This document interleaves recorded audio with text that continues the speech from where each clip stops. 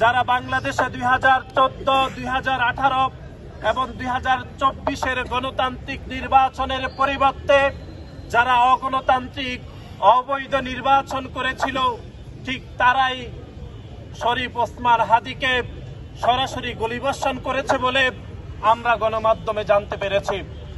দীর্ঘ এক সপ্তাহেরও বেশি সময় ধরে মৃত্যুর সাথে পাঞ্জা লড়ে আজকেই তিনি আমাদের ছেড়ে চলে গিয়েছেন।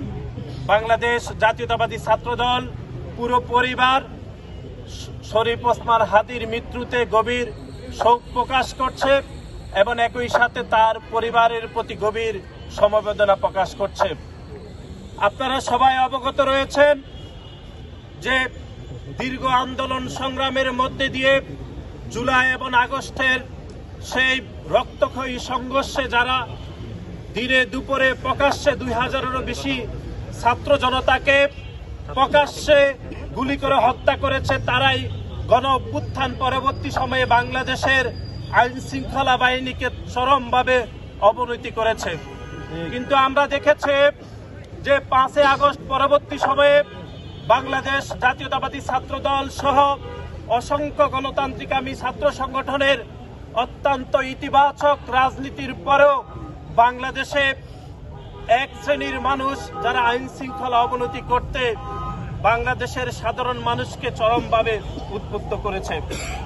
আমরা দেখেছি শরীফ ওসমান হাদীকে যেভাবে প্রকাশ্যে গুলিবর্ষণ করার পরেও আমরা দেখেছি বাংলাদেশ জাতীয়তাবাদী ছাত্রদল সহ বাংলাদেশ জাতীয়তাবাদী দলকে যারা দোষারোপ করে শরীফ ওসমান হাদীর মৃত্যুকে যারা কলঙ্কিত করতে চেয়েছে, আমরা কিন্তু সেটি ভুলে যাইনি।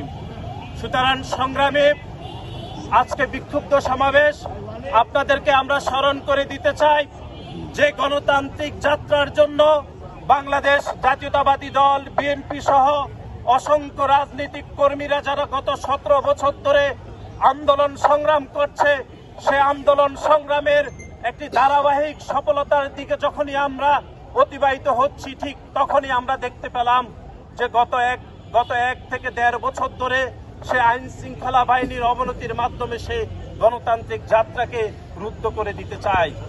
সুতরাং আমরা মনে করে বাংলাদেশ জাতীয়তাবাদী ছাত্রদল সব সময় সজাগ রয়েছে।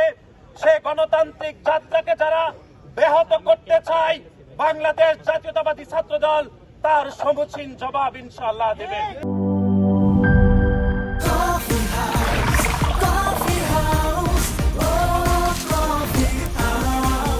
কফি হাউস, প্রতি চুমুকে আড্ডা জমে।